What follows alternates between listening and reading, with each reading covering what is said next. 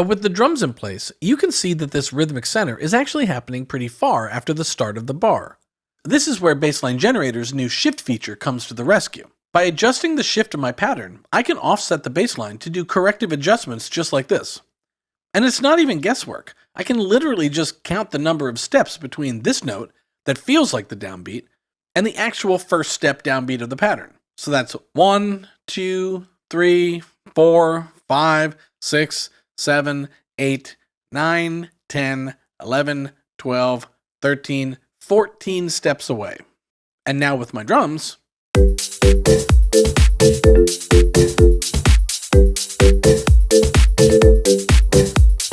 everything sounds like it should. Let's add to this by putting some chords underneath it. I'll use an algorithm pluck preset, put a chord sequencer up top, which I'll set to the key of A since my sample is in A minor, and I'll choose a chord set that also gives me some nice minor chord options. But to make things more sonically interesting, let's toss a dual arpeggio player underneath chord sequencer in order to bring our chords to life. I'm also going to use a trick I rely on whenever I want to play things safe. I'm going to add a scales and chords player under dual arpeggio and set it to A minor pentatonic. Filtering our notes to only the 5 pentatonic tones of the A minor scale means that none of our arpeggiating notes will ever really clash with anything else going on. And since we've got the makings of an almost tropical house vibe already with our drums, let's drop a synchronous underneath to make our chords bounce like only a sidechain pumping effect can.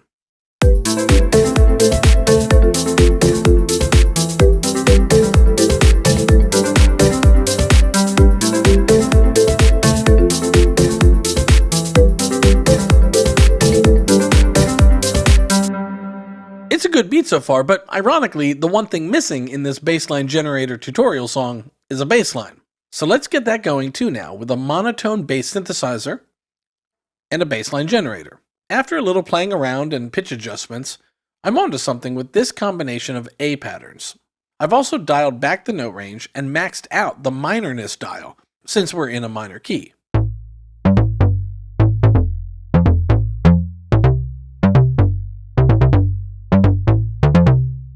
But one thing I'll do to further refine this pattern is to add one of Bassline Generator's new variator shapes. If you have played with variators before on Bassline Generator, then you already know how much they can impact your bass lines. Bassline Generator now has 12 more variator shapes to explore. The new variators include shapes which can now adjust the front section of your pattern as well, along with more busy intermittent variator shapes, like this. Dialing up the variator generally makes your variations more busy than the original pattern, and dialing down the variator generally makes that less so.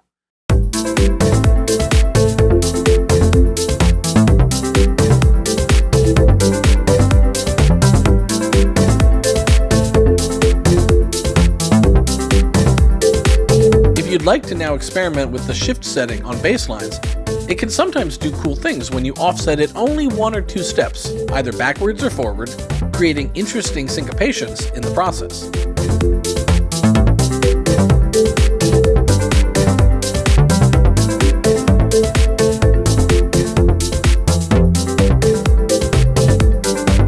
I actually like it where it was, so I'll leave shift at 0, and we'll drop on a little vox pop sample to round out our beat.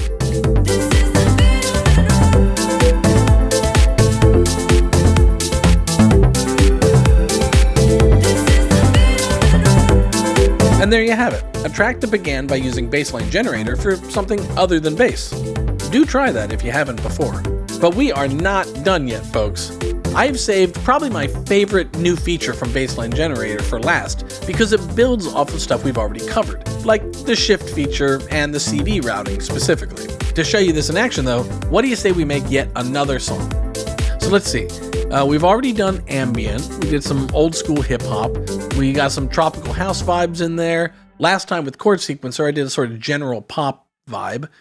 So why don't we do something sort of like a dirty, funky R&B sort of vibe, which is a style driven by the bass. So step 1, we need a dirty, funky bass. Let's go to Reason Electric Bass for some 4-string realism.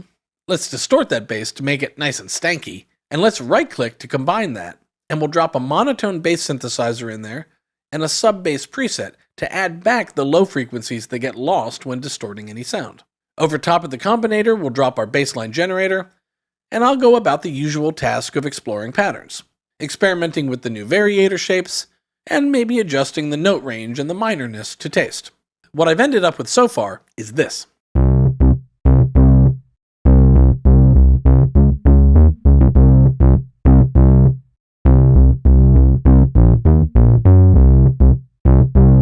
Which isn't too bad, but it's a bit too minor and almost more heavy metal in its tonality than funky R&B.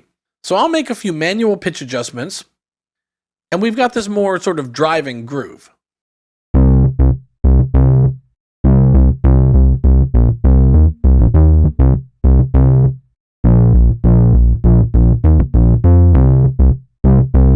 Next, we'll add in a Radical Keys Fender Rhodes style sound, with some super chords courtesy of Chord Sequencer's Big Apple Jazz chord set.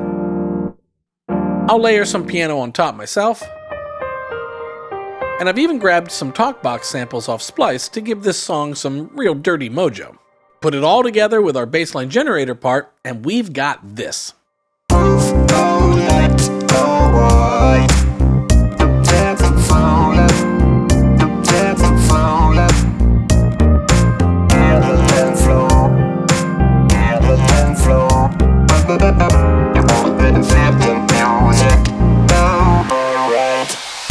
Now that is definitely dirty, but you would be correct if you said, but Ryan, where's this favorite new feature you promised us? Well, now that we've got our bass line in place and our song built around it, let me show you, because this is definitely something you're going to want to try.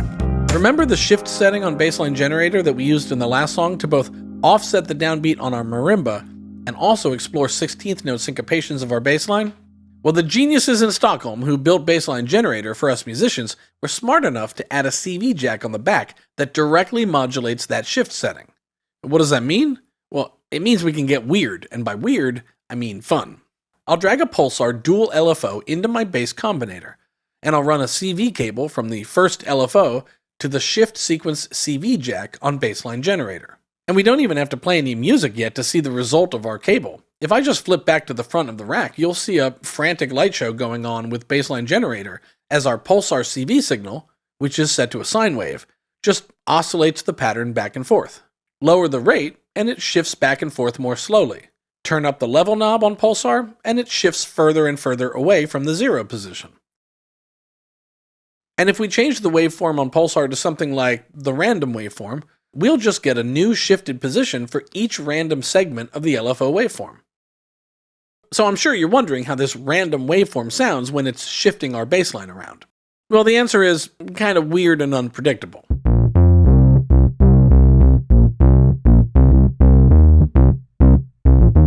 I mean, it is set to a random waveform after all. So why am I excited by this feature? Because you can experiment and make it do things that are way less random, or maybe just random in the right way. For example, I've got Pulsar set up with a rate of 2 quarter notes, a ramp waveform, and my level is all the way down. If I ride the level knob manually, listen to how the shifting pattern becomes a bassline fill and variation generator for me.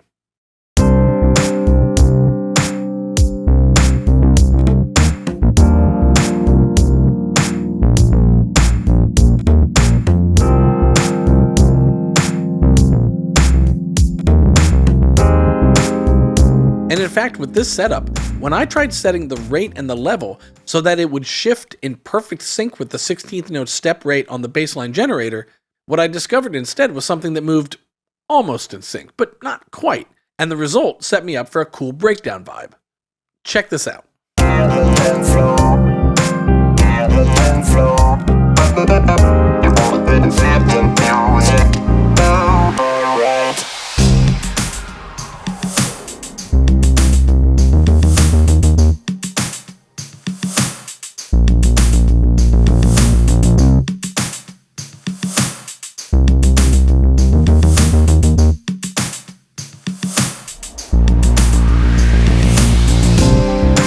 That's still coming from the same sequencer pattern in Bassline Generator, it's just shifting along for different results. So there you have it. As soon as you start using these new features in Bassline Generator, you'll wonder how you lived without them. I love the balance between features that are useful and efficient, paired with features that almost demand we get experimental to fully explore their results. So my hope is that you get experimental now. If you've got Bassline Generator, Just install the free update and then send us your coolest bass lines on social media. Until then, folks, good luck and make some music.